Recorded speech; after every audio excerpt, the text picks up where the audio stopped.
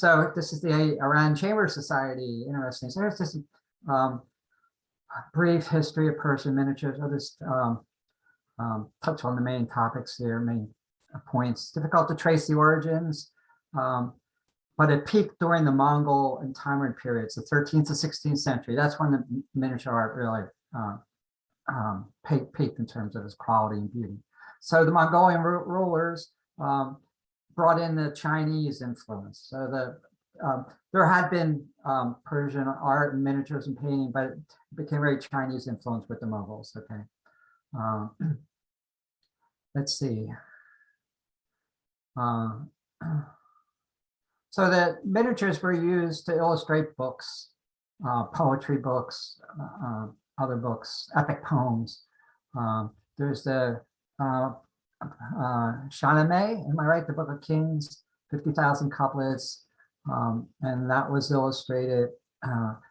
It's a history of the country from the creation of the world to the Arab conquest of the 7th century, etc. Other important texts in Iranian literature. Then the 13th century, there's the great works by Zadeh, the author of famous Bustan and Gulistan. These are fables and poetry. It's a didactic poem. Again, these were illustrated. And then various kinds of romantic wealth, literature. And then different schools. Yes. Excuse me, Joe, when you say miniature, how small is miniature? That's a good question. They're Like in a that book little form. They're on a picture there. page, so they can't be that large. Depends on the whatever the largest book would be to small. So Okay. yeah. So a page of a book is called a Page miniature. of a book. Yeah. Yeah. Okay, gotcha. So, and you can see the great, we'll look at them, the great detail and the magnificent color. And then different schools of painting. There was the Shiraz School in the 13th and 14th century. And I don't know, I can't tell you the exact differences between the different schools. The Tabriz School at the close of the 13th century. So I have different parts of the country where art and literature and miniature painting flourish, and I'm sure they each have their own emphasis.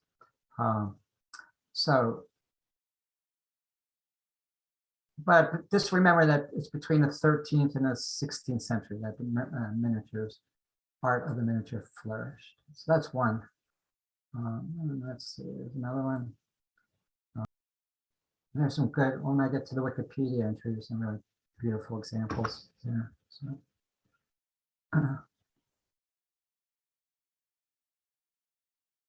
the daily names.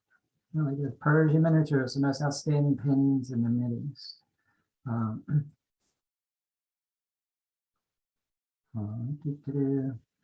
Then the heyday of the Persian miniature was from the 13th through the 17th century.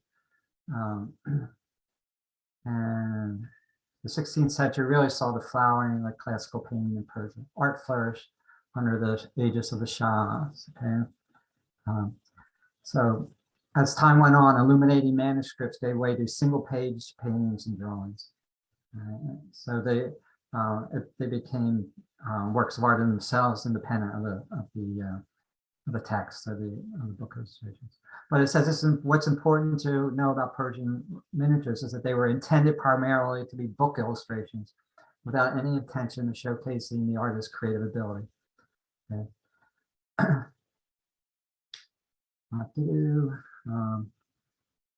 Let's see, the size of the miniature may be very small, but the level of detail is extremely complex. Very few names.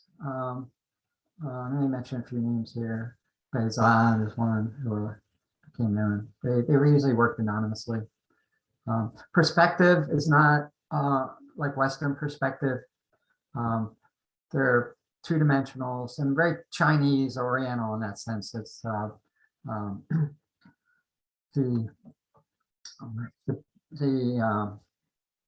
just seeing, and it has, you can see some of the influence of maybe like medieval art in the West where perspective hadn't been quite developed, but they're doing this intentionally where they're not worried about perspective. They're just creating a beautiful pattern. Okay, so they're not want to make perspective in a sense of making it look like a real scene.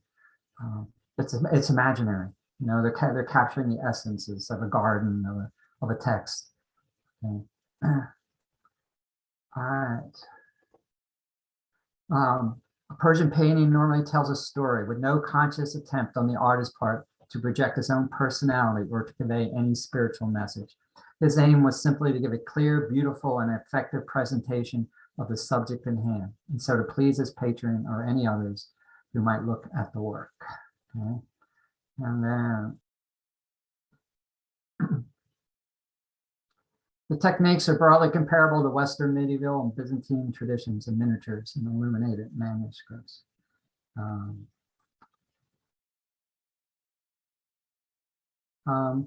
You know, in Islamic art, they stayed away from portraying human figures, and certainly not Muhammad, but that's not true in the art of the miniature.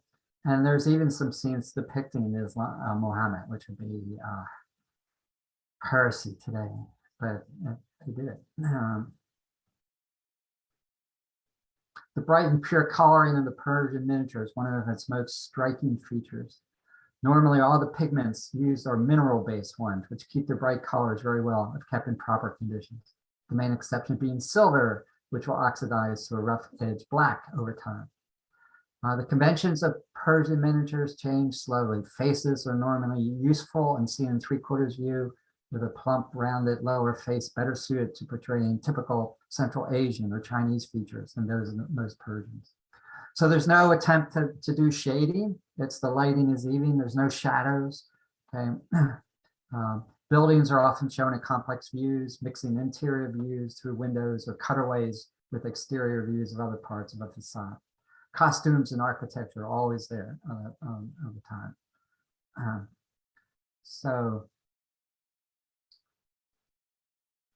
So in the classic period, artists of the miniature were exclusively male and normally grouped in workshops, for which the Royal Workshop was much the most prestigious, recruiting talented artists from the bazaar workshops in major cities. Let's see. The work was often divided between the main painter, who drew the outlines, and the less senior painters who colored in the drawings. In the Mughal miniatures, a third artist might do just the faces. Then there might be the border paintings. In most books using them, these are by far the largest area of painted materials that occur on the text pages as well. The miniatures in the book are often divided up between different artists. So the best manuscripts represent an overview of the finest work of the period or the work of that school. The scribes or calligraphers were normally different people, on the whole regarded as having a higher status than the artists. Their names are more likely to be noted in the manuscripts. Right. Okay, and this gives some history, but let's look at some now. Here's a good selection here.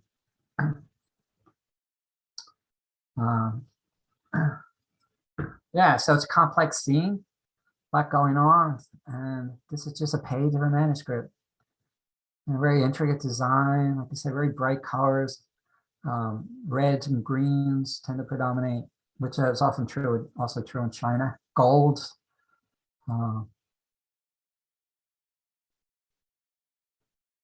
And so they must be working with the finest brushes, maybe a single hair. I wouldn't be surprised. You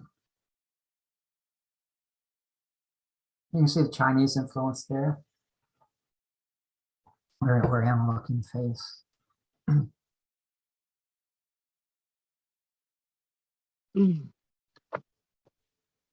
it looks like a tea. They're celebrating a tea ceremony, she doesn't look like a servant, but she's underneath. Maybe just enjoying a cup of tea or having It says sake, so I have a feeling it's wine. Okay, all right. Okay, thanks. Yeah, no, this one's really complex. Here we get the, and it does look like medieval Europe. It's a very all these complex interiors without any, intention of trying to be realistic, or creating this three-dimensional look to it. So this must tell a story, I would imagine, and I'm not sure where it starts. Maybe it starts from, because there's a weaving, there's a snaking pattern here of the figures. So it may be from one of the epic poems. So, you know, describing events, important events, you have to know where they are. But this is a beautiful composition and arrangement. I mean, it's so much packed in there. And I guess I had access to blue. Look at these deep mines. I wonder if it's lapis lazuli. It's just a rich blue.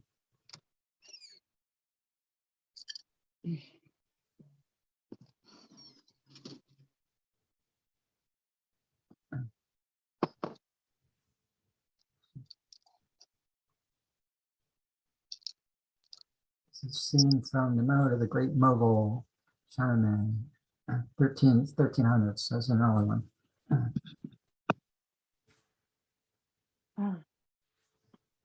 This is 1430 from the Shiraz School.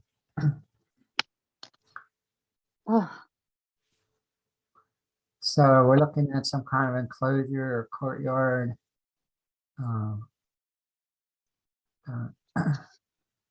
You know, they give you the very private entrance. You know, maybe some kind of a men's club. I don't know. But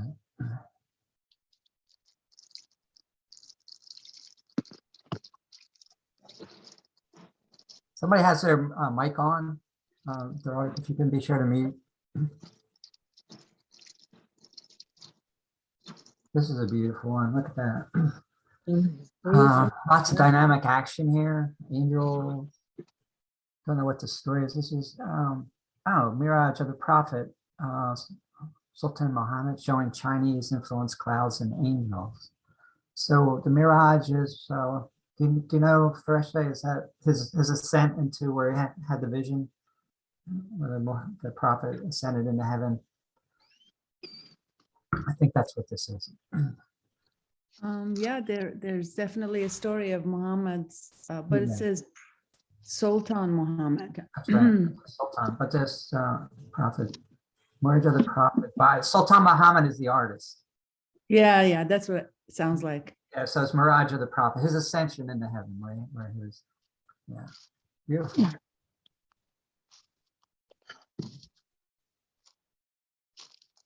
You can definitely see the Chinese influence in those styles.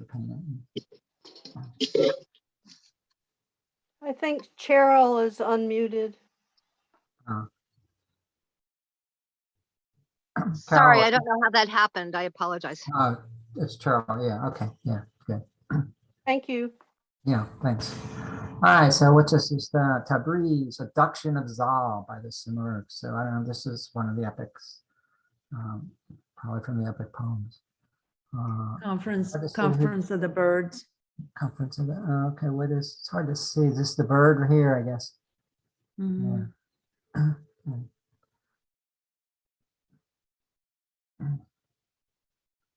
Bahram Gur kills the dragon, 1570s, right? And this must be the poem itself. And then here's the illustration.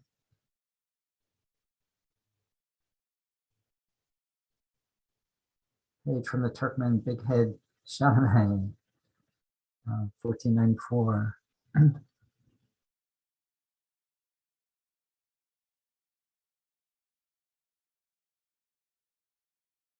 A Vice of the Ascetic. Now this has perspective in it, so it's unusual.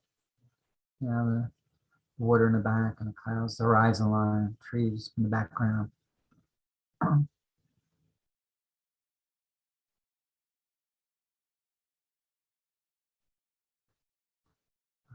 Bathhouse scene by Bazaar. All right. Yeah, look at that. So everyday life also. I like the use of blues.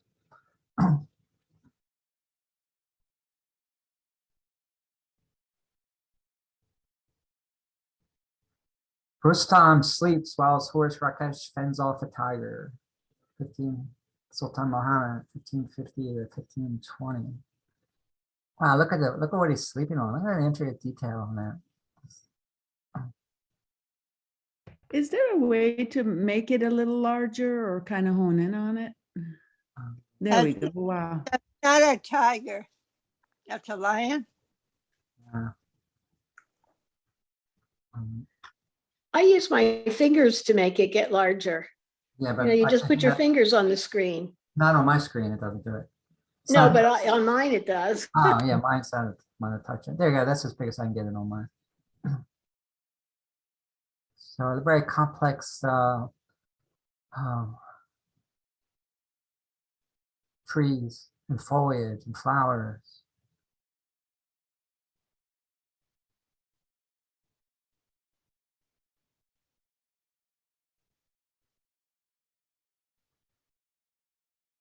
Very done in the guise of a dragon tests his sons.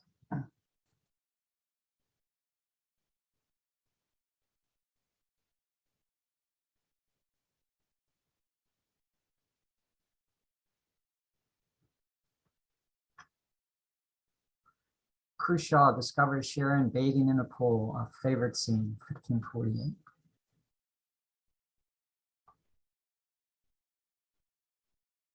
I imagine he falls immediately in love with her.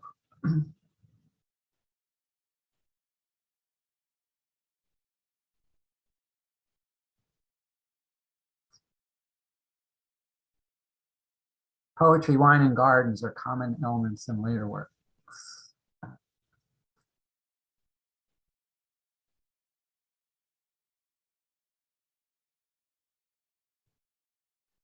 Oh, look at that in the background. Scene from Attar's Conference of the Birds, painted around 1600.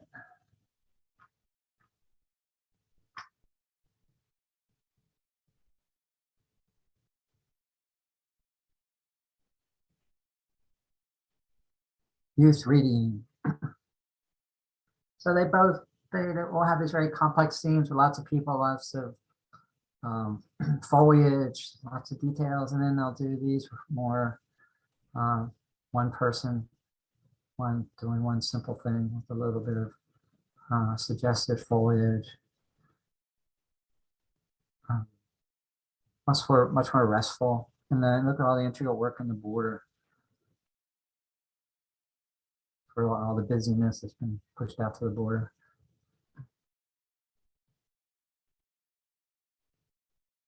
Ooh.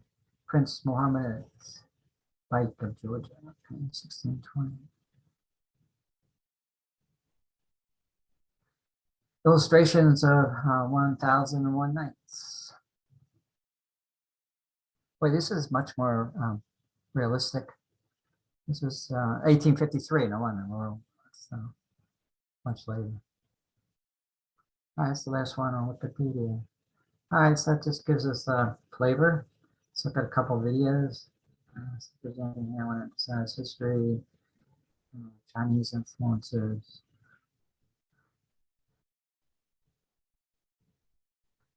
Before the Chinese influence was introduced, figures were tied to the ground line and included backgrounds of solid color. However, once influenced by the Chinese, Persian painters gained much more freedom through the Chinese traditions of unrestricted space and infinite planes.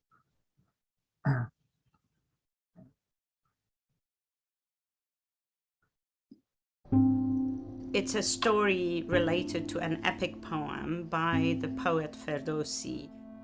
So he's an early 11th century poet, 10th century poet, who wrote what is understood to be a national epic of Iran. It basically captures the histories of pre-Islamic Iran through this incredibly moving set of stories that are composed in this epic poem. And they are always extremely theatrical. What is so important about this painting, which comes alone, it's a page of a manuscript of the Shahnameh that is detached, and so it has made its way into the British Museum collection, but we don't have the rest of that manuscript. It depicts the hero of the Shahnameh, Rustam, while he's asleep in the middle of a lush forest. And while he's asleep, a lion approaches him, and his horse, his beloved horse Rakhsh, protects him from the attacking lion. The important thing about this particular painting, and I only want to focus on the spatial arrangement is that this is a dramatic moment, and it's depicted if it's frozen in time. The lush forested area. True. So Joe, they use metals for the colors, like what metals? Like iron for red and Yeah, they use iron oxide for red. They didn't get that from the rocks or certain soils. I'm not sure about the other colors, but that blue, that had to be lapis lazuli. You're not going to get that blue that we saw like that from dyes. Rusty, isn't Iran, Persian known for its lapis? Well, Afghanistan. So that. Oh my. That's where there's a couple months. The lush forested area is depicted on the picture plane, tilted up so that we see Rustam while he's asleep on a bed or on a cloth. He's supposed to be seen not in full figure, but that tilting of Rustam against his background, and the silhouetting of the horse, Rash, and the lion in battle at this other part of the painting. All of this allows you to read, visually, see, and capture the key aspects of the story and recall in your mind the whole poem that relates to this. And the drama of that poem is actually aided by the way the painting depicts this incredibly busy forest. You have all kinds of things happening there. There's a snake, there are birds and animals. So this richness of contrasted and juxtaposed patterns of all kinds create an opportunity for the eye to roam and to pick and choose and think and reconstruct and even recall the poem. The poems of Ferdowsi, this epic poem, were meant to be recited, and in fact children in Iran are taught to memorize these poems and recite them. And the whole idea is that you're reciting it out loud in a dramatic manner, and the painting helps to visualize what you're reciting. And it does so by this particular selection of how to juxtapose rich, dense patterns next to one another. It doesn't describe, it evokes, in other words. And that's a key aspect of thinking about how we look at Persian painting.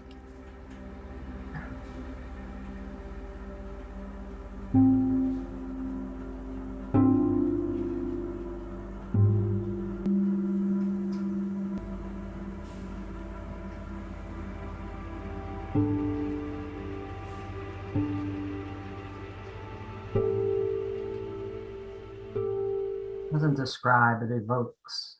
So I guess it evokes a sense of wonder and beauty and the story kind of coming to life through colors and composition.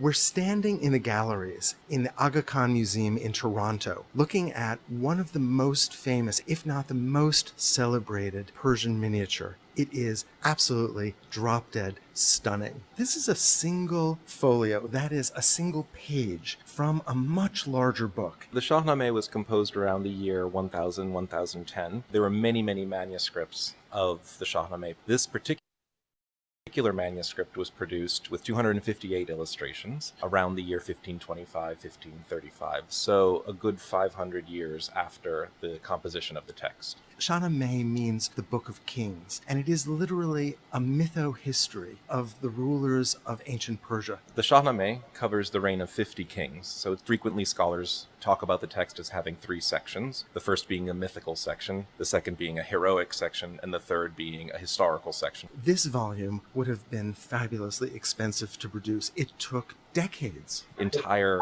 departments or libraries of a king's court would have been funded and mobilized. Here's your answer to what they use: malachite, lapis lazuli, gold, silver, sulfur, plant and insect-based pigments.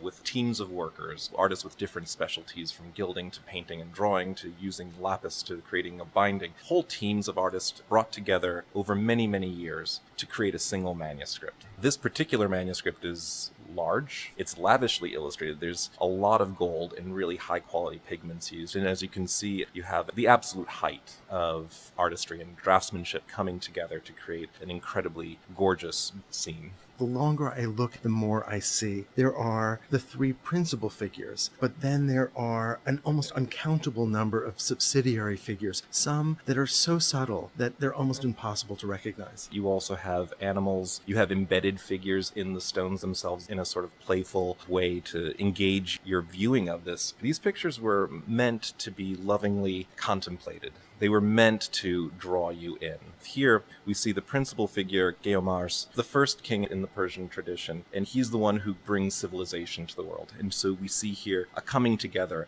of all different kinds of people who've just learned how to live in a civilized, harmonious way, and even the animals are seated side by side in absolute harmony. The king is seated at the mountain top, and below him you can see a waterfall that I'm assuming was once bright silver, spilling down into this lush landscape that's filled with vegetation, it's filled with animals, and it is like a paradise. That's right, it's a paradise, and it's a paradise on the brink of being lost. This is one of the great poignancies of this painting. We believe that the figure that Geomars is signaling toward is his son, who's about to be killed by the armies of the son of the devil. And we see this moment of coming together of humanity, of peace between peoples, but with the gesture of the king toward his son, who's about to be lost. We have the foretelling of imminent doom. It's a piece that hovers on the precipice of great drama. The verdant landscape is so rich, it's so fruitful, that it literally spills out of the frame of the image onto the page itself. And that page is not plain, but speckled with this wonderful, playful application of gold. With this mobilization of great artistic genius behind this piece, we have the gold speckled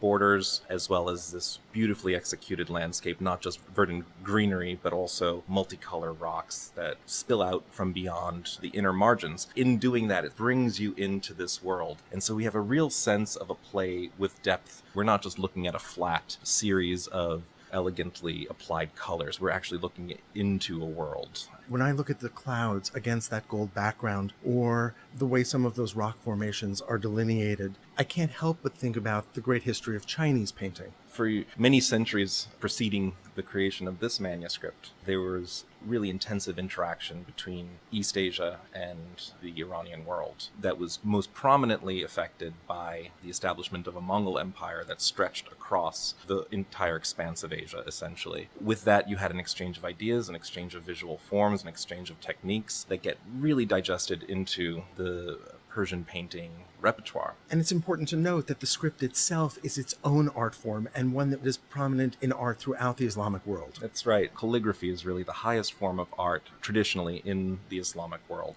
And that's because the word is itself central to Islam. But this is not religious text. This is secular text. This is about the history of Persia, and is important to Iran as an expression of Iran's historical identity.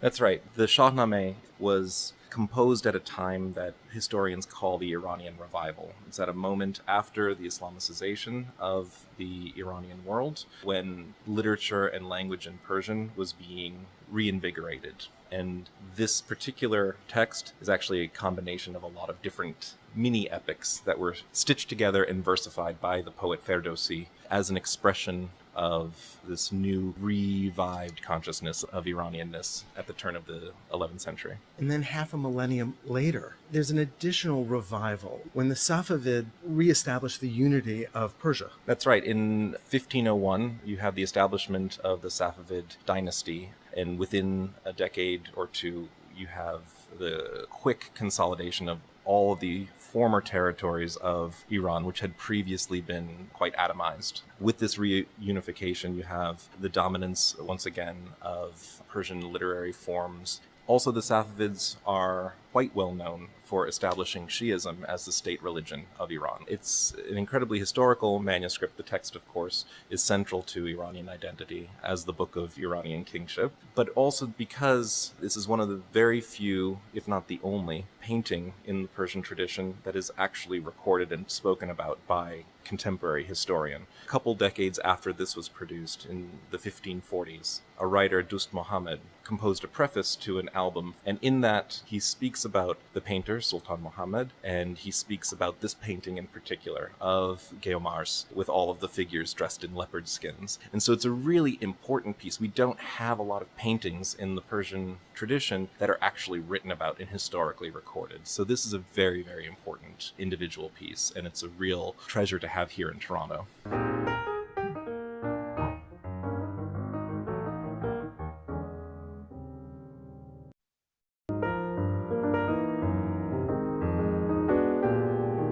We're in the Aga Khan Museum in Toronto, standing in front of a case that holds one of the most celebrated Iranian paintings. But this is not a painting that was meant to be seen in isolation. This was originally a folio, a page in a very large book. It is from the manuscript of Shahnameh, Book of Kings, which was dedicated for Shah Tasmab, who was the second ruler of Safavid dynasty in Iran in early 16th century. And that dynasty was especially important because it had reunited Iran, which had been fragmented immediately before. What's being represented here is this first kingdom that was so harmonious that we might even look at it as a kind of paradise. We have different physiognomy. So we have Central Asian looking faces, we have brown faces. It was important for Sultan Mohammed to depict many variety as possible who are included in the court of Geomars. So what we're looking at is the first kingship, one that is described as being a place of harmony, so much so that even the wild animals are tame. And if you look closely, you can see a man holding a lion. This is the depiction of harmony, but on the other hand, maybe we should go back and ask ourselves who was Geomars for the Iranian history. And Shahnameh is a book which was written by Firdausi, and it was important for him to document after the Arabic invasion with the fear, so we are losing our tradition and we are going to be introduced into another culture, and then how we can protect and support our own culture. So this was the main idea of Firdausi. Geomars is in that regard is very important because Geomars is immortal mythological king, but he decides to give up his immortality. He has the same equal quality and importance when we compare with Adam. The highest figure is Geomars. He is at the top of a triangle of figures and seems to almost float above the landscape. The composition here is so complicated, and there are so many figures that are within it, but our eye always goes back to the king. He's sitting on the throne, but behind him is the cave. So this is the beginning of human civilization. When I look at Geomars and this peaceful, harmonious painting, I see his dedication for humans. So he has chosen, and then he dedicates himself for human society. And then looking at in a painting, which is a part of a manuscript dedicated to educate the next generation rulers how to behave, how to become a good ruler and celebrate justice, it is a really fantastic decision that we should be grateful for that. And we have contemporaneous sources which explain Sultan Mohammed was working on this magnificent painting more than 3 years. And I think we should celebrate it and take time and look at it in depth.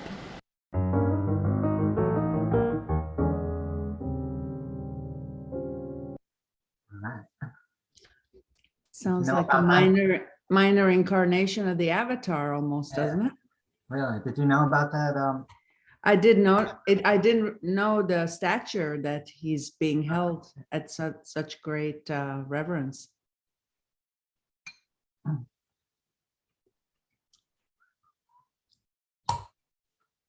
Were you familiar with that epic, the 50 Kings? Were you taught that in school? Oh yeah, yeah, but that was a long time ago. You don't remember it?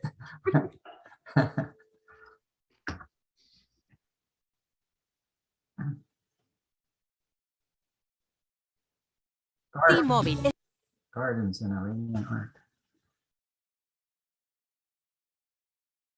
Gardens in West and South Asia consisted of royal pleasure gardens, tomb gardens, flower gardens, orchards, groves, and temple gardens. Architectural features such as pavilions, canopied platforms, kiosks, and tents were also essential to royal gardens. These structures offered shade and a resting place for viewing the cultivated surrounds and He looks like he's holding a cell phone there, doesn't served as symbols of the sovereignty of the ruler. Let's take a closer look at The Townsman Robs the Villager's Orchard, a 16th century Iranian folio from a copy of Haft Orang, Seven Thrones, by Jamie. According to this poem, this orchard resembles a garden of paradise. To make the scene look like paradise, the artist has filled the garden with colorful birds, vines, pomegranate, and plum trees. One of the most popular trees found in orchards in Iran are pomegranate trees, and they are often included in paintings. The flowers are bright red, and the leathery skin of the fruit ranges from pale yellow to crimson red. Its tart, succulent seeds are the staple of many Persian dishes. As pomegranate trees are drought tolerant, they are ideal for Iran's dry climate. The large tree at the back is an oriental plane tree. The tree is related to the American sycamore. A common tree in Persian gardens, the plane tree has large, deeply lobed leaves, and its bark is usually flaky, but it can also become thick and gnarled. Plane trees grow in most climates, but benefits from hot summers. Persian gardens often included pavilions, offering visitors, such as these elegantly dressed youths, a place to rest and view the surrounding landscape. Pavilions were ideally located near a pool or a stream and decorated with tiles and paintings to create a perfect setting. This visitor from town is breaking off branches and tearing fruit off the tree, while the owner of the orchard looks on helplessly, lamenting the inconsiderate behavior of his guest. The figure at the doorway is the gardener of the orchard, identifiable by his spade. He is offering a large bunch of grapes to a beggar, a gesture conveying his kindness and charity. This contrasts with the insensitive behavior of the visitor breaking branches. Like most gardens in Iran, this orchard is surrounded by a high brick wall, which defines its limits and offers privacy for the occupants. A wooden gate in the lower right provides access to the exterior.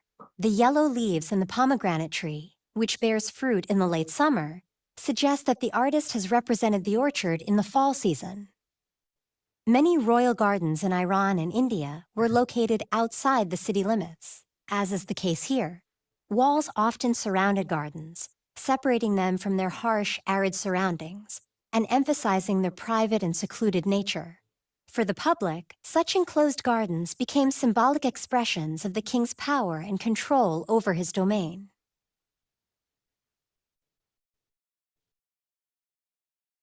Right. To live. Hold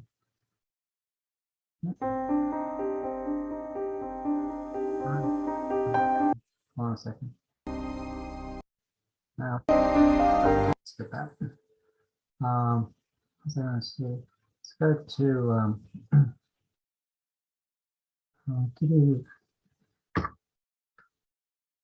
let's see some more miniatures on Google Images before we move on.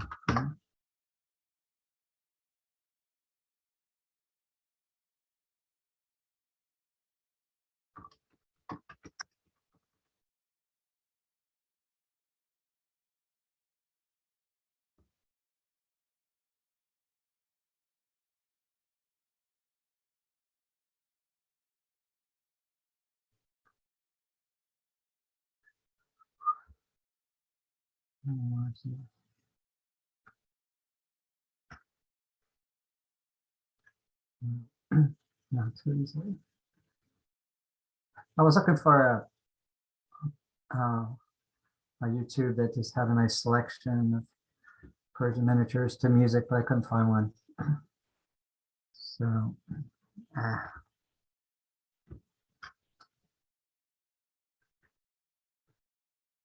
let's see.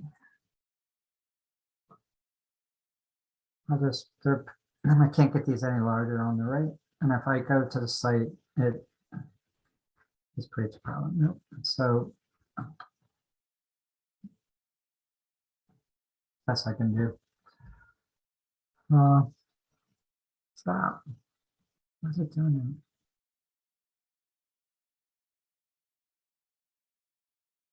So what I'm getting through these YouTubes is there's the explanations for the action. The figures are doing something that makes sense to the people viewing them, and tells a story, and it's like encapsulates maybe some general patterns of behavior that were familiar to the people that we may not be too familiar with, and so there's that level of narrative, and when they're occupied by, when the miniatures have quite a number of people in them. So it does help to have someone explaining what they're doing. But aside from that, just the artistic eye looking at this. I love the red and greens, and like I said, that had to be a Chinese influence, because the Chinese love red and greens together in paintings. Bold reds, bold greens.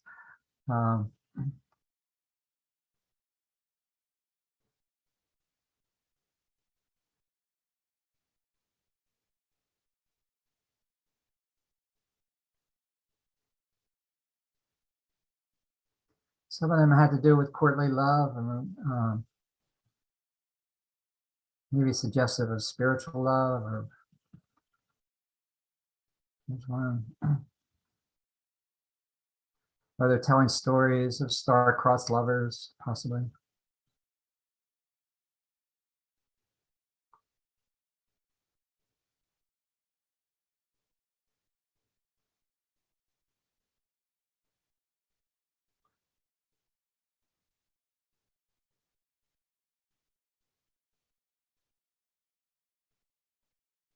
You've given me an idea of downloading some of these and putting it to slideshow.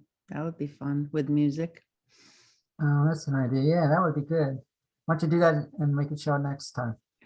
I had downloaded a bunch of these miniatures for Yeah. my resin art jewelry. So they look, yeah. Oh, look at this one. This one's real beauty. So right with this image that's on there now, there's Yeah. a painting in miniature. There's this larger painting to the right, my screen to the right.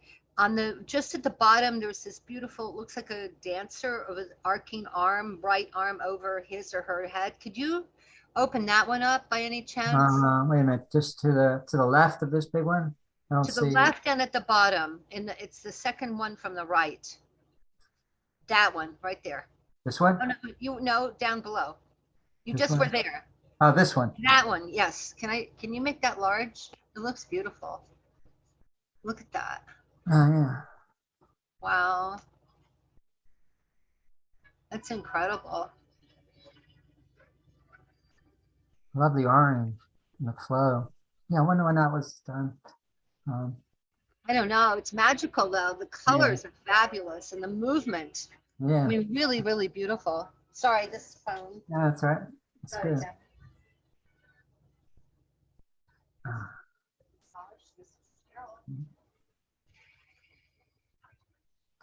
Why is it leaving? Oh, well, I don't know. I want to get over there.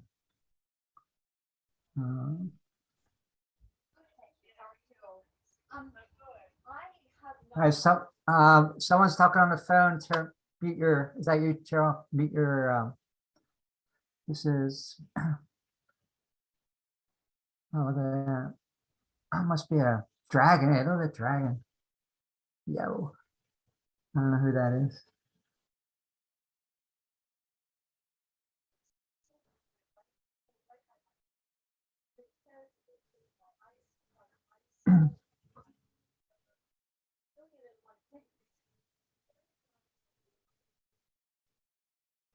So that would be good. Fresh Day, that would be cool if you could download and make a slideshow out of these. Would you be motivated to do that? there's definitely an abundance of them Yeah, so online. just so- Google it. These are just from Google. And then you have to go to each individual site. You click on it and it takes you there, like this one. Mhm. I'm not doing it now because it would take this. Yeah, it takes too long. Yeah. Oh, this is a nice big picture. Yeah, here's a nice big one. Yeah, I remember this. Yeah, look at that. It's amazing how some of the colors have held up over the centuries. Except for the silver, which turns black, which is, but still very rich. Anyway, consummate skill in creating, working at this level of detail, small figures, and getting them all right, and getting and the planning that must have gone into it. I wonder how much planning they did to think about the arrangements of the figures. And I would think you can't make too many mistakes if you're working that small. You know, you got to get it right, like a watercolor. And so they're probably working with a brush that's like single hair or very few hairs. Level detail. It's pretty amazing. Yeah. So okay. So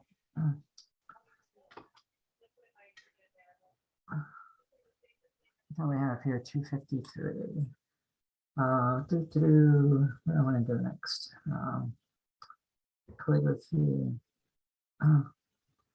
This is 55. I tell you what, let me look. This is a long video.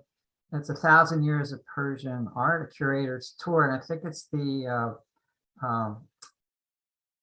Met, the head of the Iran art in the Met, going through the whole thing. I think let's watch that now, and then next time we'll pick up on the Persian rugs and calligraphy. Okay. Sounds good. Yeah. Cheryl needs to mute. You can- Cheryl, yeah, you can mute her, you know, by just clicking where I do that? on her icon.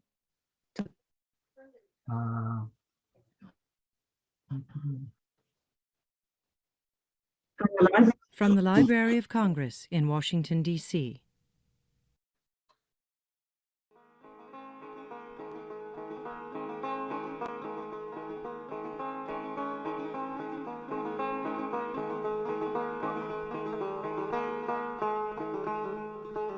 Hi, I'm Shiraz School, the Iranian World Reference Specialist at the Library of Congress.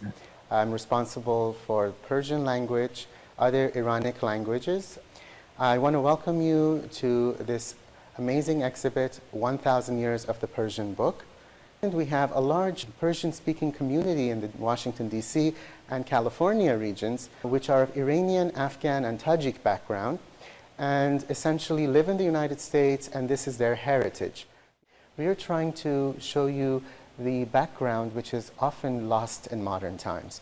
The lingua franca aspect of Persian, a common language of an entire region. And this exhibit goes out of its way to not just focus on Iran, but also show you works and Persian language materials from all the areas that use the language. Afghanistan, Tajikistan, historically in Mughal India, the Ottoman Empire, Central Asia. Persian is an Indo-European language, actually closely related to English, German, French, Spanish, Hindi, and related to Sanskrit and Latin. And it is crucial to understand that Persian is one of the number of Iranic languages. There are a number of languages from the Indo-European Iranian family. Of course, Persian is the best known. However, Pashto, Kurdish, Ossetic, Balochi, these are other Iranic languages that are related to Persian closely. And there are a number of regional names for the language. Many Iranian Americans here have started to use the term Farsi. In the native language, they call it Farsi as well. In Afghanistan, both Farsi and Dari are used. So many Afghans would refer to the language as Dari. And under the Soviet influence, in Uzbekistan and Tajikistan, the language is referred to as Tajiki. In English, we have a historic name for the language, and the name in English has always been Persian. And this is why we are using the term Persian, and the Library of Congress uses the term Persian for the language.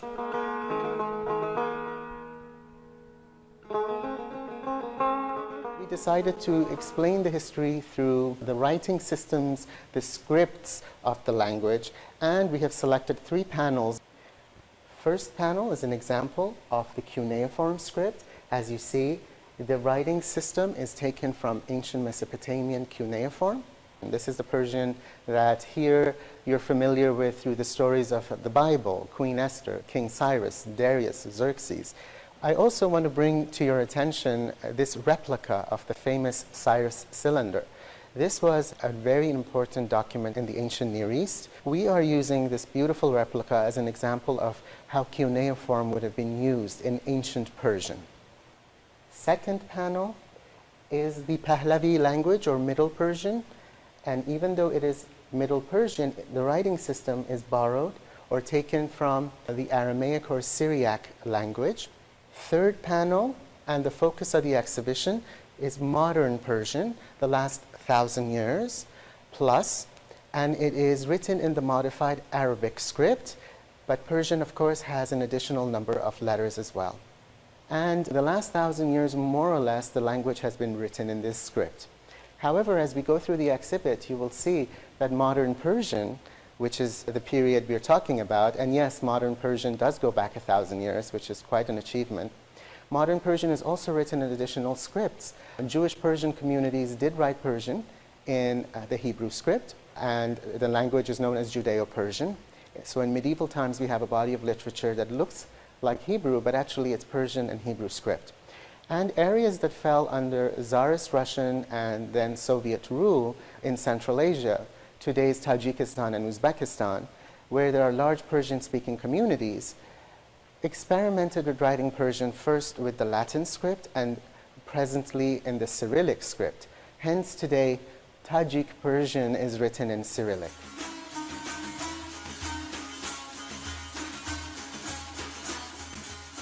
I also want to showcase this amazing map that you see.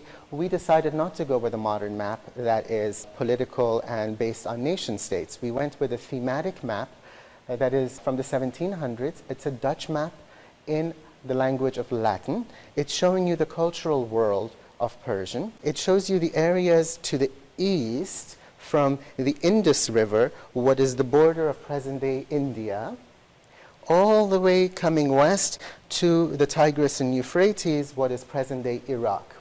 The areas you see in color highlighted, what is present-day Iran, Afghanistan, Central Asia, coming up into the Caucasus and Azerbaijan, are where the language was spoken on a day-to-day basis by native speakers. As we explained in the exhibition, the Persian language was also used as a lingua franca, a language of culture and elites, extensively for 600 years in India, in Mughal India, from the 1500s to the 1900s. For many centuries, it was the official language of the Indian court, and the Ottoman Empire in the West also used Persian. In addition to Ottoman, Turkish, and Arabic, Persian became a language of literature, of historiography, and also some scientific works. So it became a international lingua franca to which many contributed, and it wasn't narrowly identified with a specific ethnic group.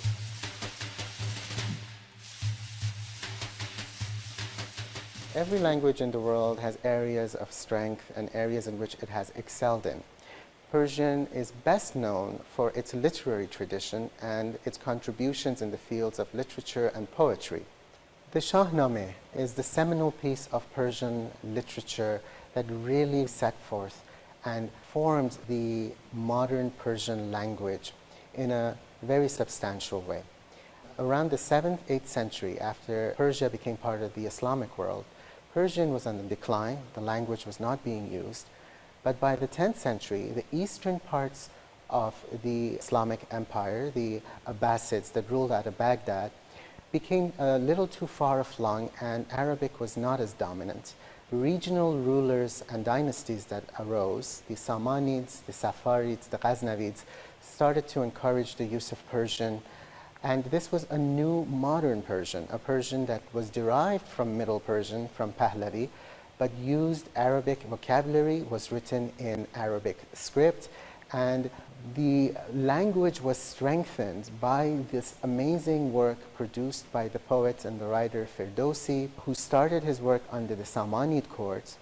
And in 977, he started to compile works and stories from the ancient Persian, the Sasanian pre-Islamic Persia, works that were often in Middle Persian, and he composed it and translated it into modern Persian, but into verse, into poetry. He created a work, the Shahnameh, that essentially encompasses 62 stories, 990 chapters, and it is 50,000 rhyming couplets. A very important work for modern Persian because it set forth a standard for modern Persian that over the centuries has become a blueprint for Persian authors and writers. And this has allowed the language to change very little over the centuries. Today, when you hand the Shahnameh to a modern Iranian, an Afghan, a Tajik, they can easily read it and understand it. The Shahnameh also became a cultural and civilizational masterpiece that captures Persian and a greater Iranian identity, but is also multi-ethnic and diverse, with many different ethnic groups represented in it, many heroes and heroines. It is the Persian version of the Iliad and Odyssey. It has heroes like Rustam, the Persian Hercules, many women heroines. At a time when women characters were scarce, the Shahnameh is filled with a number of very powerful women characters. The language and the stories became so popular that it influenced the neighboring languages as well and neighboring cultures, the Turks of Central Asia, of Azerbaijan, the Caucasus, of the Ottoman lands, the Kurds, the Pashtuns, and the Georgians all have taken the Shahnameh and have adapted it to their own cultural and linguistic traditions. We have selected from the library's collection 3 or 4 great examples of Shahnamehs. The library's oldest Shahnameh is this amazing manuscript on display. It is dated 1618 in the back, but it's believed that the text is from 1618. The art historians who have looked at the miniatures feel that the miniatures are older and are in the Iranian style. The script is the Nastaliq script, which is the preferred script for Persian writing. However, the binding, the leather olive green binding that the book is presently bound in, is believed to be from the 18th century, much later, and from Central Asia, from the cities of Samarkand and Bukhara. Next to it, we have on the wall an example of a page from a Safavid Shahnameh from 16th century Iran, and on display we have a regional Indian Shahnameh from the 18th century. The reason why we selected these two is because they are essentially showing you that the content of the Shahnameh hasn't changed, but different regions use their own regional aesthetic. On the wall you see a classically Iranian Safavid style from the 16th century. In this amazing manuscript, you see a regional Indian style of Shahnameh book manuscript making, which uses the local Indian aesthetic. Both of them are telling you the story of the hero, the Persian Hercules, if you like, Rustam, and his battles with the various demons, the Div. Here on the wall, you see Rustam battling Div Akavan, and the Diva Akavan has picked up Rustam while he's sleeping and is about to toss him into the sea. Below in the Indian manuscript, you're seeing Rustam slaying the white demon or the white Div as his mythic horse Rakhsh is watching from beyond the mountain. Next to it, we have a lithographic Shahnameh. And lithography and Shahnamehs became very important because many of the early works of lithography in Persian that were produced in India and in Iran itself later were essentially Shahnamehs. Now, the stones for this original work were produced in 1906, and the book was published in India in the city of Pune. But this edition, which was a gift to the library by the Mehrizi family, is a reprint from 1913. But produced by the Parsi Zoroastrian community of India. The Parsi community of India very much feels that the Shahnameh is a book that captures the ancient glory of pre-Islamic Persia. Because the stories and the tales are all based in pre-Islamic Persia, even though the Shahnameh is technically an Islamic work, to the Zoroastrian community it is revered and seen as a work that captures their heritage and history. And the book has in the front. I didn't know that. For those of you who don't know, Mayor Baba, his family is from Iran, Parsi, and again, with the lineage, with the Zoroastrian lineage. So that's interesting, and that connection with Pune. That's where Mayor Baba was born, and the Parsi community there. A page with the image of the prophet Zoroaster, and an additional chapter has been added to the end of all the great notables and important personalities of the Indian Parsi community. Similarly, we have another page from a Georgian Shahnameh that has been enlarged and put on display to show you how the region and neighboring cultures also took the Shahnameh and adapted it to their own traditions.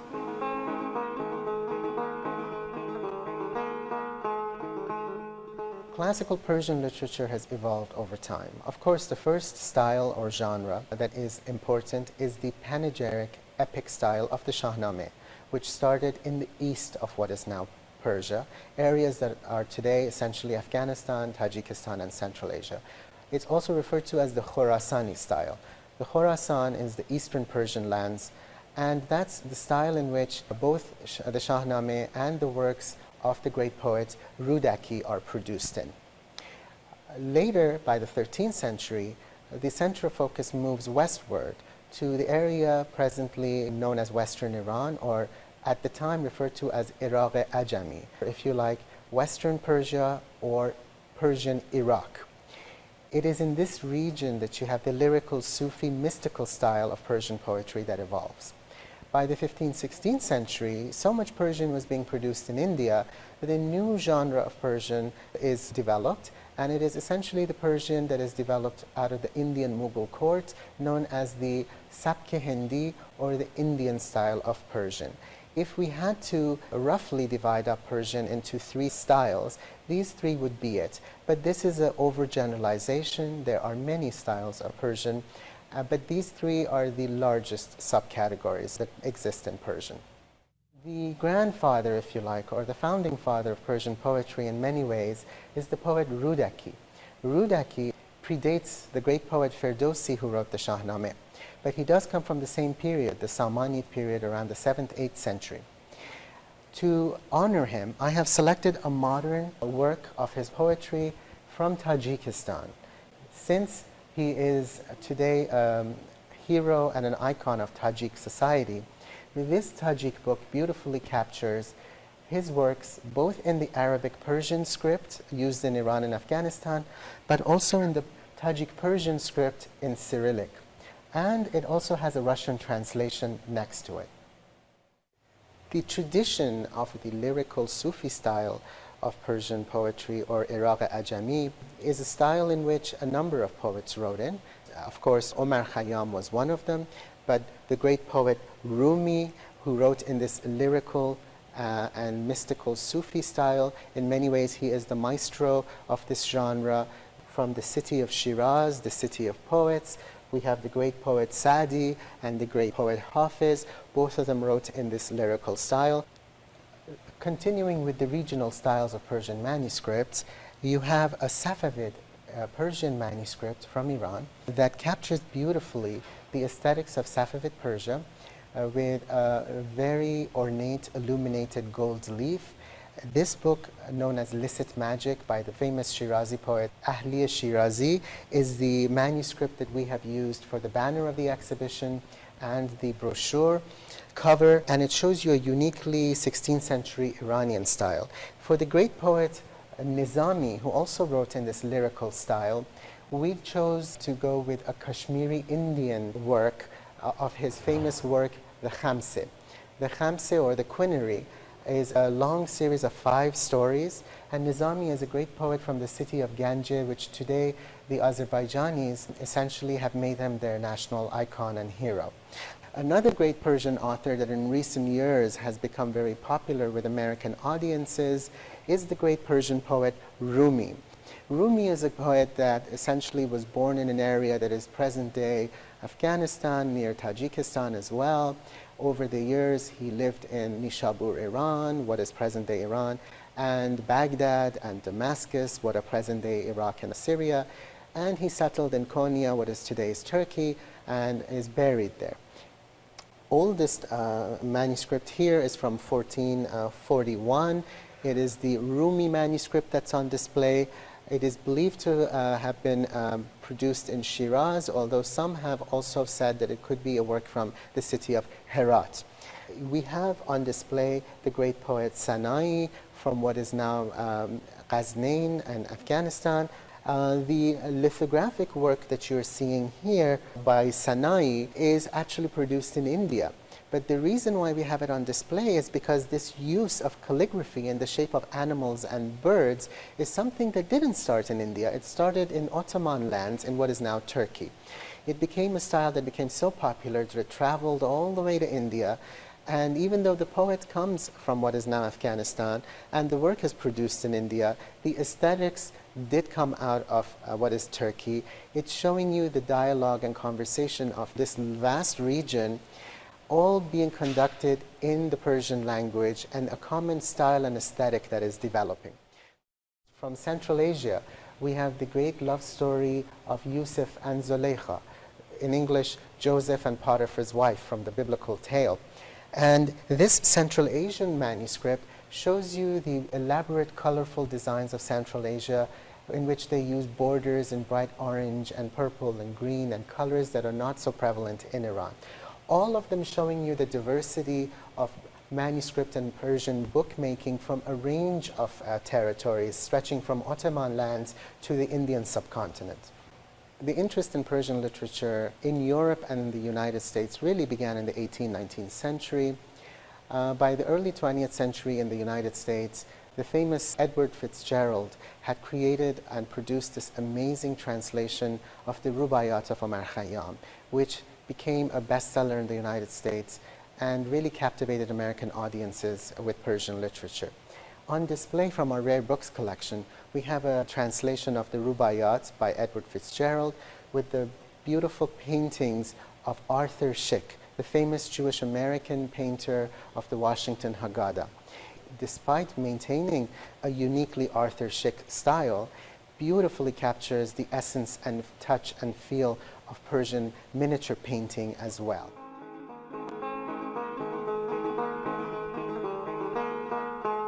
When you speak of classical Persian literature, mainly the genre is poetry. Poetry became a very important force, not just for literature. It's crucial to understand works that were based on philosophy, religion, science even, history were often delivered in verse. For religion, it was crucial that we showcase the diversity of the religious and philosophical traditions of the larger Persian-speaking world. We decided to showcase the region in two sections in a timeline, Eastern and Western.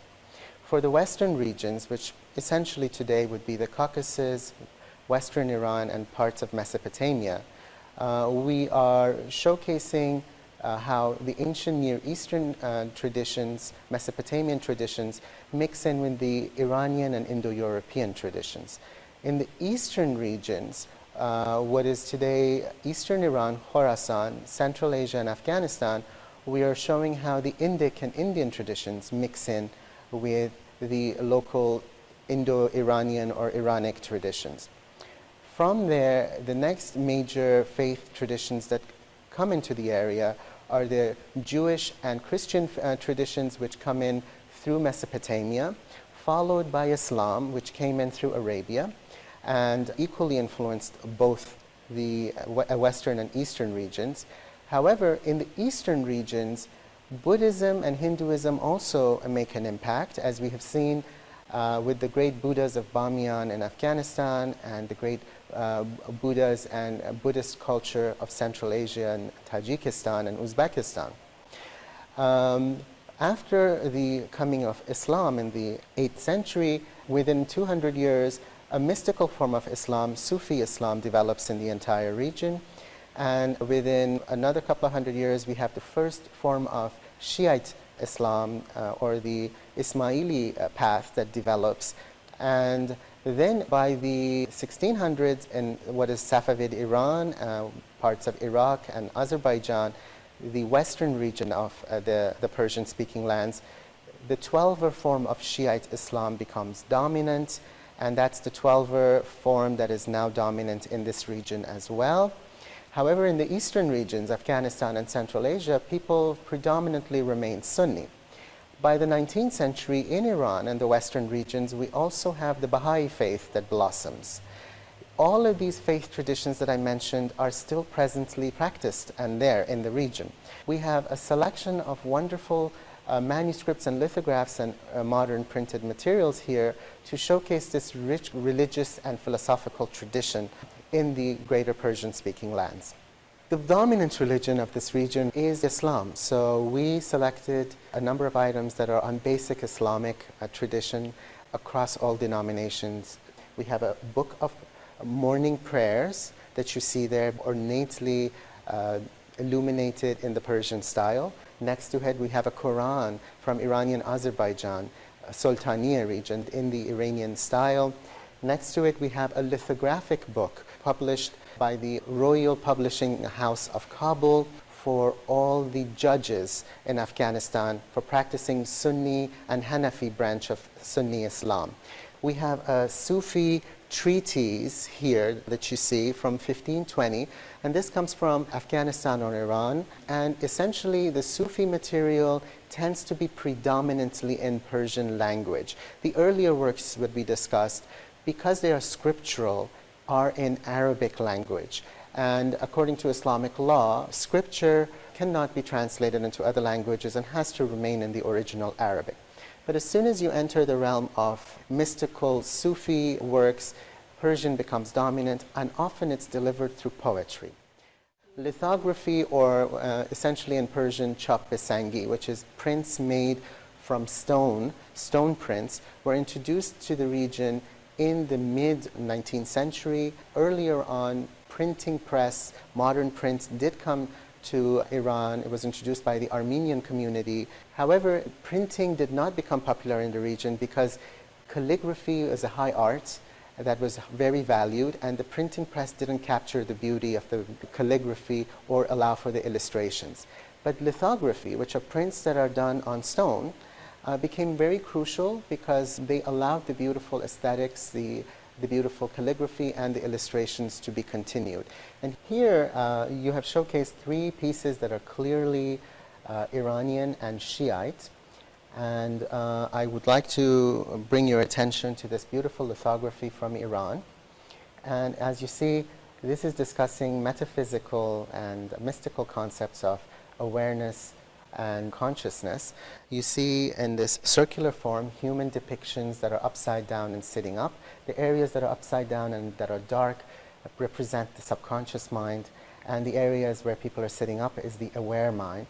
Next to it, you see in a circular spiral form, like a staircase going deep down, down, and further down, different layers of awareness. Each layer has been categorized and has been given a name, and the use of gold ink. Now remember, these are lithographs, and lithographs are essentially prints made from stone. The use of gold on lithography is not easy, and as you see, this is a beautiful representation.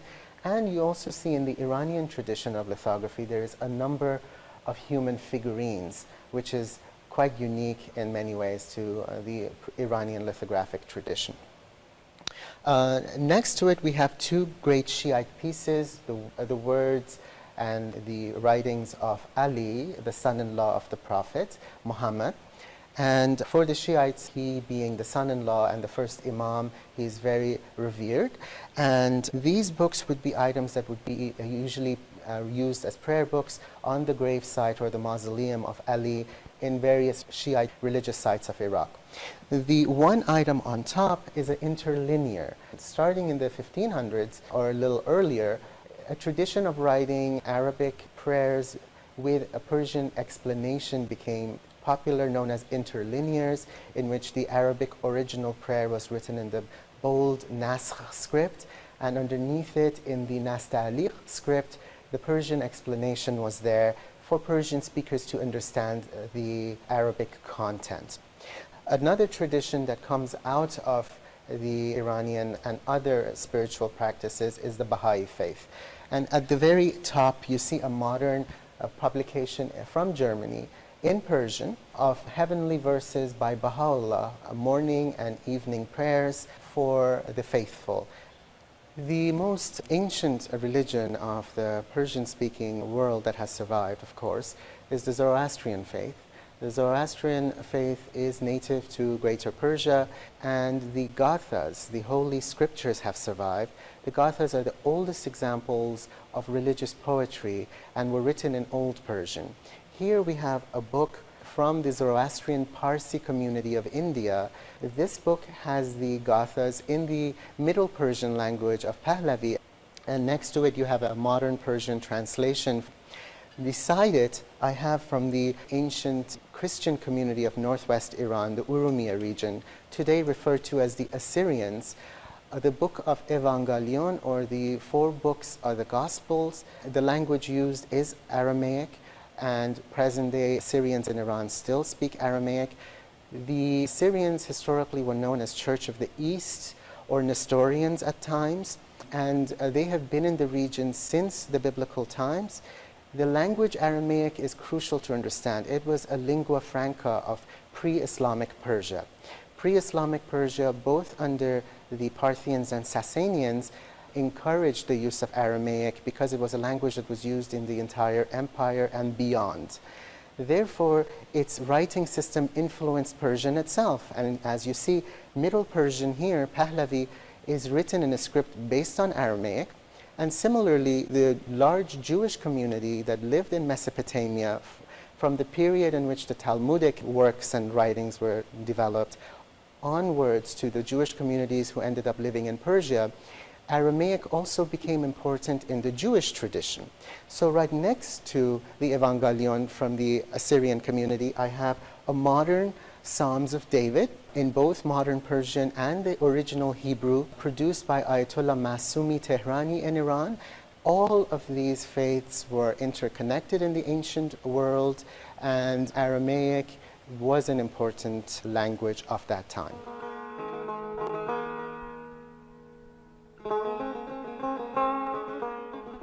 There are a number of important works in the Persian language that essentially are on subjects such as science and historiography. I would like to give a little background on the importance of how language interplays here. From around the 7th to the 10th century, modern Persian was still evolving, and Arabic had become the lingua franca. Many Persian scholars, historiographers, and scientists wrote their works in the Arabic language. These works later on were translated into modern Persian. But what's also crucial is Persia itself was a center of science and technology and historiography prior to coming of Islam in the Middle Persian language of Pahlavi.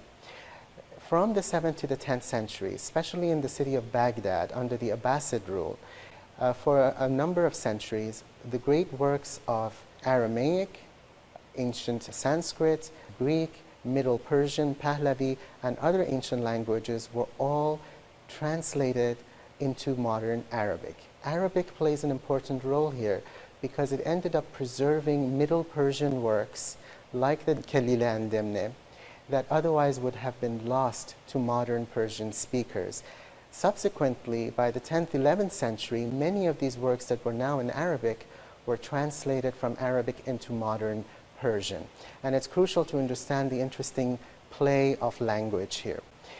In Iran and Central Asia, Arabic remained an important language for scientific and religious writings. So you would see science manuscripts produced in Iran as late as the 18th, 19th century in Arabic. However, as Persian became the lingua franca of the Indian Mughal court and the language of culture in the Mughal court, in India, from the 16th century onwards, you see a large number of Persian language manuscripts on science and history. Far more, you could argue, science manuscripts in Persian came out of India in some ways that actually came out of Iran or Persia itself.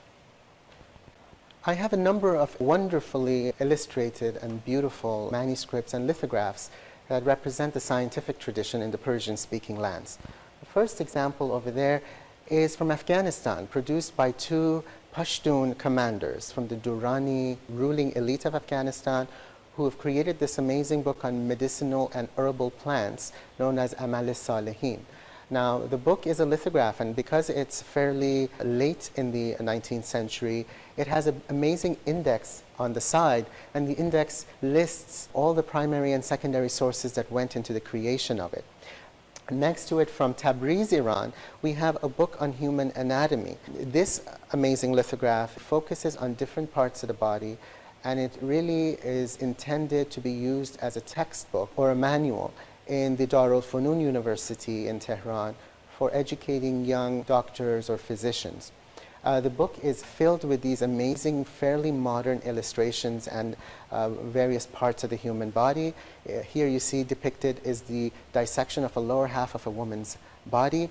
And next to it we have a work that showcases the interplay of language I was discussing earlier.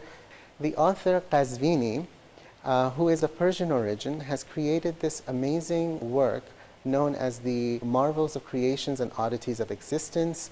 The work was originally written in Arabic, which was the lingua franca at the time. However, the library is proud to have this in manuscript form, in the Arabic original, in the Persian translation, which you see showcased here, and even in Ottoman Turkish. We have it in 3 languages. The Persian version is beautifully illustrated and has an amazing map, and it shows you oceans and continents and wild beings, etc. We have an example of geographic surveys, which is a tradition that started in Baghdad, actually by the scholar Yaqut, originally in Arabic, but became popular through the Islamic lands. Here you see a Persian lithographic version of it from the Nasir ad-Din Shah period. And showcased on display, I have selected the city of Baghdad, because Baghdad is a great place where both Persian and Arabic culture came together. You see depicted the ancient Sasanian Persian palace of pre-Islamic times, and you see a map of the Tigris Euphrates and the city of Baghdad during the Islamic period. Next to it, we have a manuscript from India, and this is a great example of Persian manuscripts from India, not produced by an Indian, a Persian, a Turk, or an Arab. The author, James Skinner, is actually British, and these were the British dignitaries and personalities in the Mughal court in India who had learned the language and were communicating and writing in Persian, because that was the language of the court, and produced amazing manuscripts. This book discusses the various castes and kinsfolk of the Indian subcontinent and the trades and technologies they were involved in. You're seeing a group of paper makers in the Indian style here. And this book itself is from our rare books collections at the library and part of the Rosenwald collection.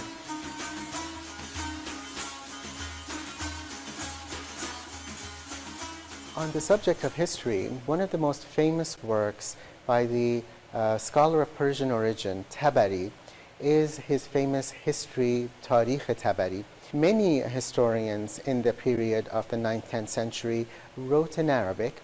However, Tabari's work was of such importance that it was translated a couple of centuries later by Bal'ami, and the manuscript on display is Bal'ami's translation of Tabari's history, and many manuscripts were broken up and various pages were sold to different institutions. What we are trying to do at the library is virtually reconnect manuscripts that have been broken up. Other works of history that are on display are lithographic pieces. We have a book produced by the Parsi Indian community known as the Monuments of Persia. It showcases beautifully the latest work of archaeology that was being done in the 18th, 19th century by Western archaeologists in Persia. So many of these works were produced in lithographic form in India, in modern Persian, to essentially educate and bring knowledge to Persian speakers around the world. Next to it, we have a lithographic book known as Kulliyat Riyazi. The page on display is on current events, current history. It showcases portraits from recent Iranian kings ranging from Nadir Shah to the last Qajar king on the throne in Iran, but simultaneously underneath you have 2 rows of Afghan, Barakzai and Dorani kings, showing you side-by-side Persian-speaking kings from Iran and Afghanistan and the formation of the modern nation states of Iran and Afghanistan. Similarly, we have a memoir by the Emir of Bukhara from what is now Uzbekistan. At the time, Bukhara was being fought over in Central Asia by the Tsarist Russian forces.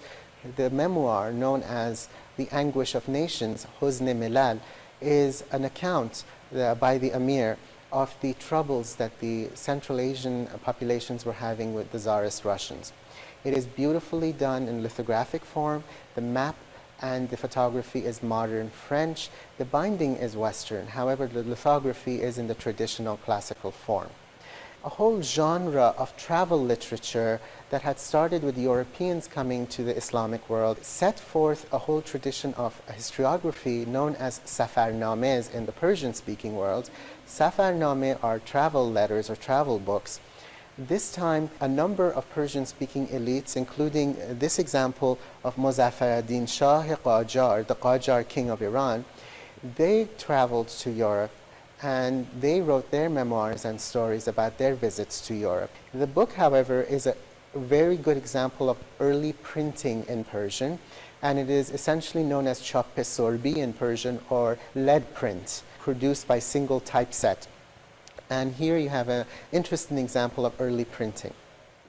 The library's most exquisite Persian language book on historiography is this amazing precious manuscript of the rule of Shah Jahan, the famous Mughal emperor of India, who produced the famous Taj Mahal. The book is compiled of two parts, the Shahnameh, which is the first 10 years of Shah Jahan's rule, and the Shah Jahannameh, which is the remaining years of his rule. The book is an amalgam or a mixture of Mughal Indian styles with Safavid Persian styles with Western European influence as far as perspective and art design. It's beautifully illuminated with gold, lapis, and turquoise. Almost every other page is jeweled with precious metals and precious stones. It is from 1825, and it is a perfect example of Persian from the Indian world. It is a part of the Rosenwald collection from Rare Books.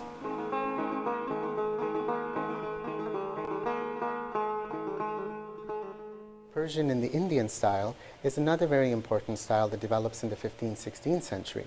And of course, the great poet Bidil is a great example of that. Here in the 18th, 19th centuries, we have a legacy of Indian style Persian that continues with a variety of poets from the Indian subcontinent. We have on display the works of the great poet Ghalib and Iqbal. Their Persian works are very important for two reasons. In addition to being a continuation of the Indian style, they also happen to be capturing the modernity trend that was coming in from the West and Europe. Similarly, in Afghanistan, we have on display a great book by the founding father, in many ways, of the Tarzi family, a great Pashtun family that brought modernity and advancement to Afghanistan.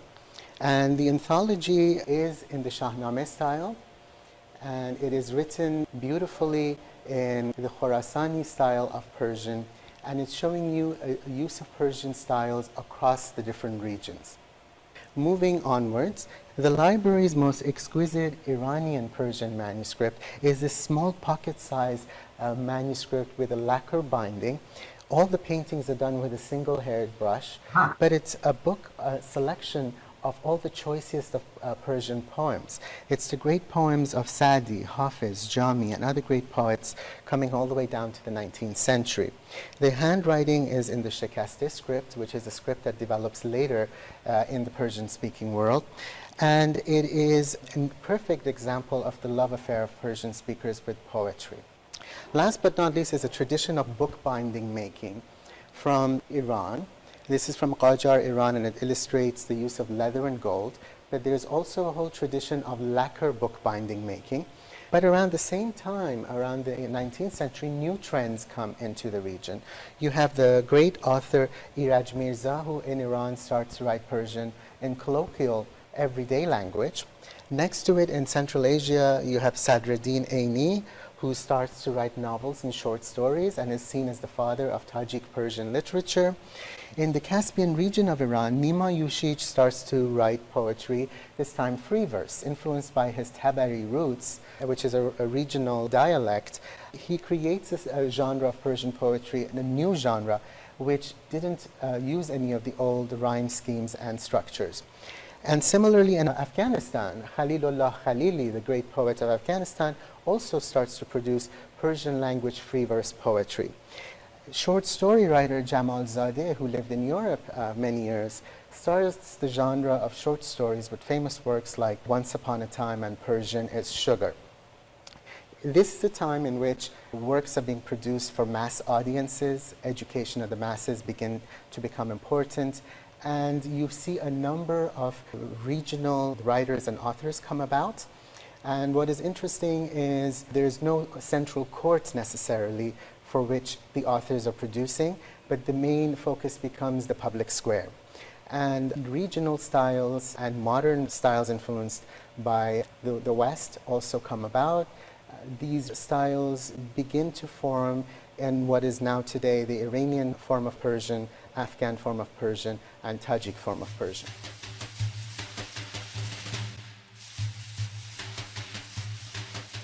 Women writers and authors have been present in Persian-speaking lands for many, many centuries. There is this notion that somehow women have not been active. It is true that oftentimes in medieval times, the women writers were of elite backgrounds or were royalty. But we have a number of women authors showcased here, from the great poetess Rabi'a Balkhi from the city of Balkh, who wrote at the same time as Firdausi and Rudaki when they wrote the Shahnameh in the 9th, 10th centuries. And we have other great poets displayed here, the famous Indian princess Zibun Nisa, who wrote under the pen name The Hidden One, and whose works were banned. Her father had imprisoned her for 20 years for her works. Today, the Tajik nation has fallen in love with her works, and many of her works have been turned into pop songs.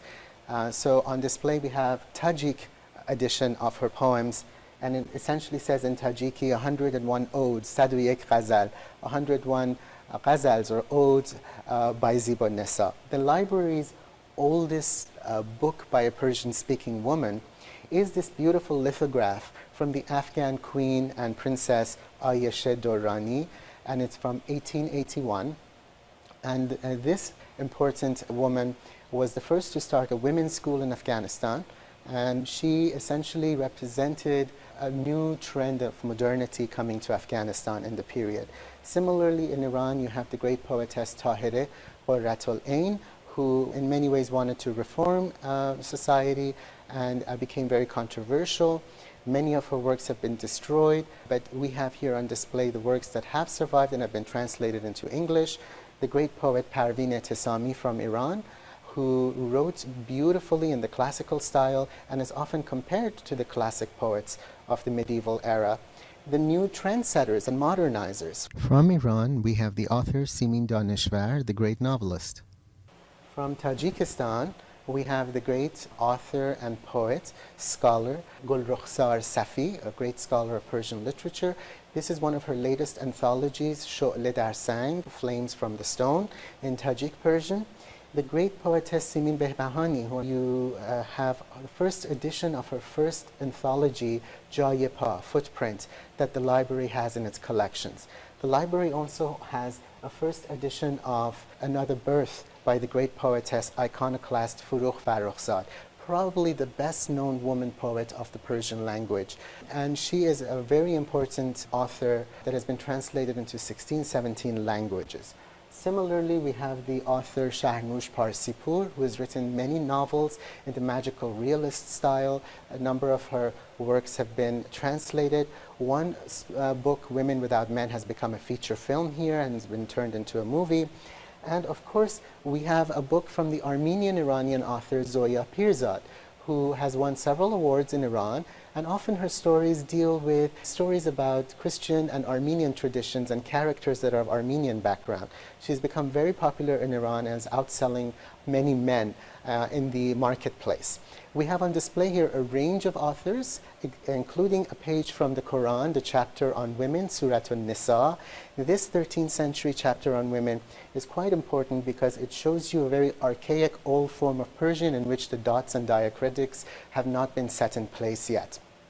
I really recommend that you look at the website and read in detail about each one of these women. They're all very important, starting with the great poetess Rabi'ah in the 10th century all the way to the 21st.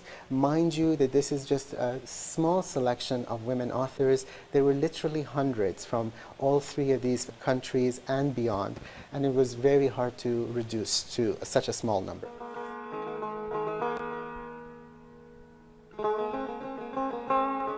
Here we have showcased a number of Iranian, Afghan, and Tajik contemporary authors. I'm not going to get into detail on each author because they all have lengthy biographies, and I really recommend you read the descriptions on each one of these titles. I would just like to showcase the great writers and poets of this era, the great Zadeh Hidayat, who started a whole new genre of prose writing and really changed Persian prose. Similarly, the father of modern Persian poetry, Ahmad Shamlu, the great novelist Sadiq Chupak, who wrote beautiful novels that were really focused on details and were a new genre of novel writing. Short story writer Samad Behrangi, his Little Black Fish has become essentially sensation and translated into English. The great painter Sohrab Sepehri, who took Buddhist and Sufi thought and would deliver it in free verse poetry, but using nature as his theme or muse for delivering the poems. Other great authors of the time from Iran, we have three critics of society and social trends. Jalal al-Ahmad, who wrote about the influence of Western culture in 60s Iran with his famous book West Toxification. Akhavan Salis, who would essentially write from a voice from the past, a voice from the Shahnameh or the Holy Book of Avesta, looking at modern times and looking at society in the present, but from a view from the past.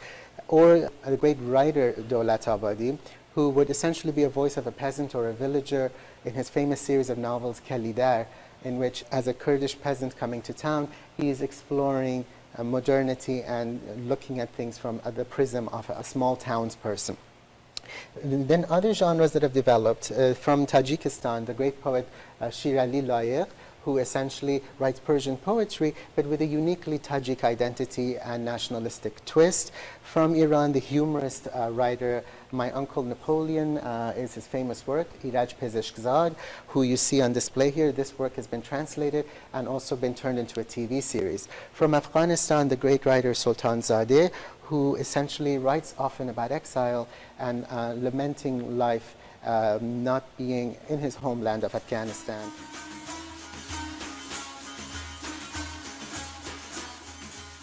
One of the oldest traditions of literary works is, of course, the genre of storytelling.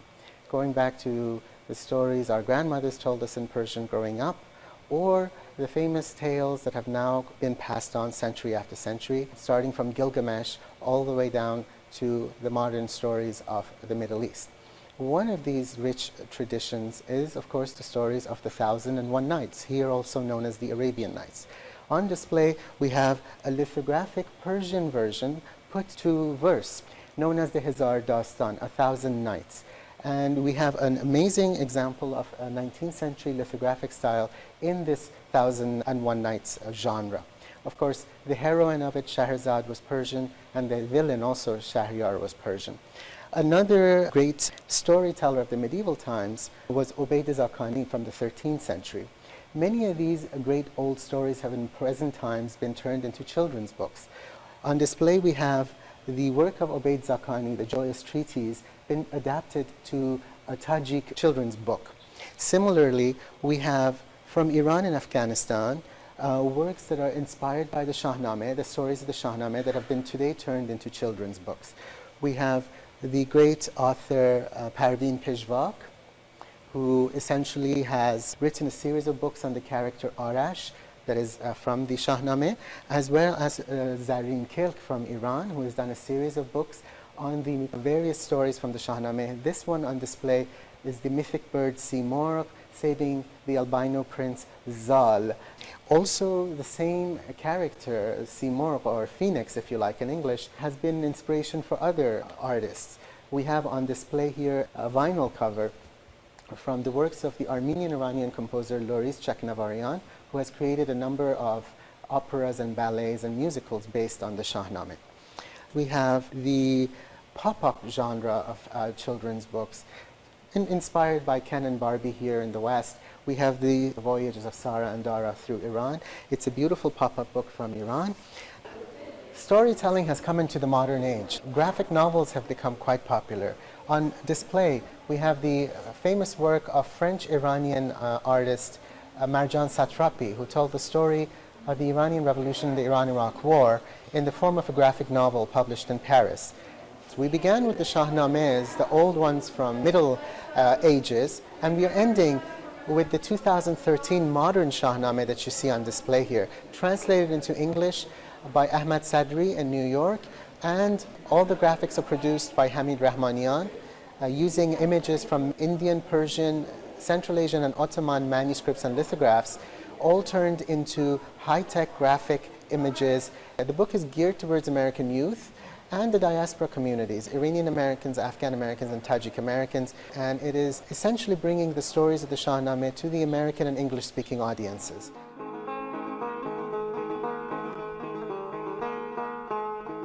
I would like to finish with a number of sound recordings showcasing 3 different styles of Persian, starting with a few seconds of the Shahnameh, a few seconds of the lyrical style of Rumi, and of course free verse poetry of the Persian poetess Furugh Farrokhzad in her own voice.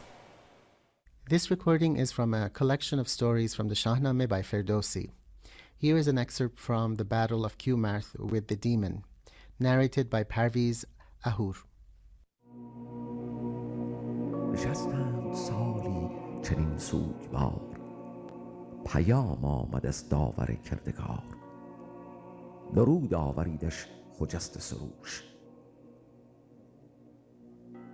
کز این بیش مخروش و بازار هوش سپه ساز و برکش به فرمان من برآور یکی گرد از آن انجمن از آن بدکنشتیو روی زمین بپرداز و پردخته کن دل ز کین. This recording is from the book of Divan-e-Shams by Rumi. This poem is titled I Was Dead and Came to Life, narrated by Abdul Karim Surush. مرده بودم زنده شدم گریه بودم خنده شدم دولت عشق آمد و من دولت پاینده شدم دیده سیر است مرا جان دلیر است مرا زهره شیر است مرا زهره تابنده شدم گفت که دیوانه نه ای لایق این خانه نه ای رفتم و دیوانه شدم سلسله بندنده شدم. This recording of the poem Conquest of the Garden is from an Iranian radio broadcast written and read by the poet Furugh Farrokhzad. سخن از پیوند سست دو نام در اوراق کهنه یک دفتر نیست سخن از صمیمیت تنهامان در طراری و درخشیدن عریانی من مثل فلس ماهی ها در آب سخن از زندگی نقره‌ای آوازی است که سحرگاهان فواره کوچک می‌خواند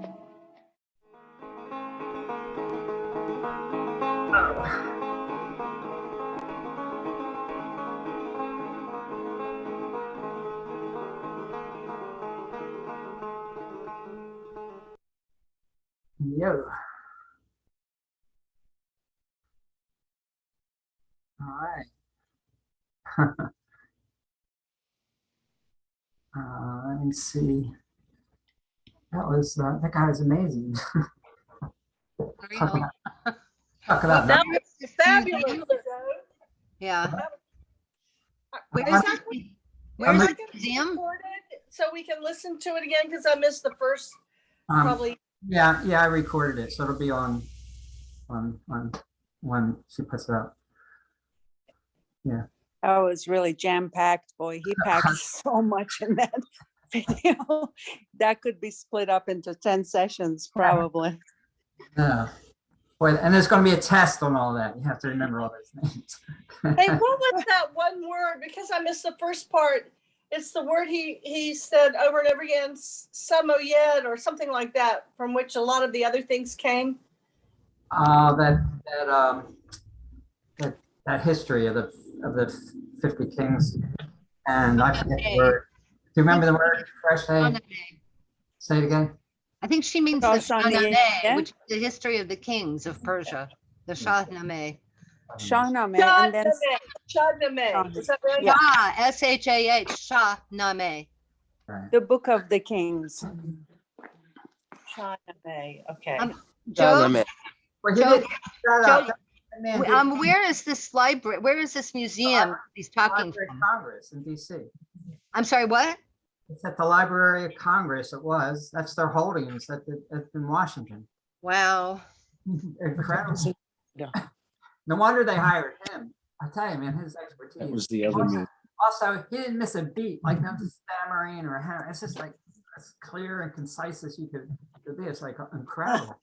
That was, yeah, I can't believe he did it all from memory. I know. Well, That's his job interview, man. It's like, oh my God, let's hire this guy. Hey, Joe, I think you have two mics on because there's a feedback when you're speaking. It's not mine. I only have one mic. I don't know. Sorry. Well, I mean the audio from the film and your mic. No, I'm off the film. That's not on anymore.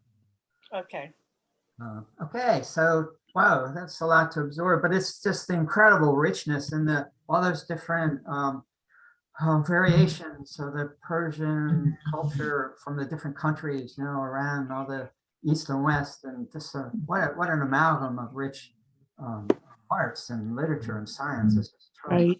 we know nothing about, right? I mean, who Well, I thought it was interesting that Aramaic was a link between modern Persian and ancient Persian, and I didn't realize Aramaic was such a lingua franca, kind of like Latin was during the time of the Roman Empire. That's the language that Jesus spoke, supposedly. Yeah, I knew that, and it's a beautiful language. Actually, I think I've heard the Lord's Prayer in Aramaic, and it's really beautiful.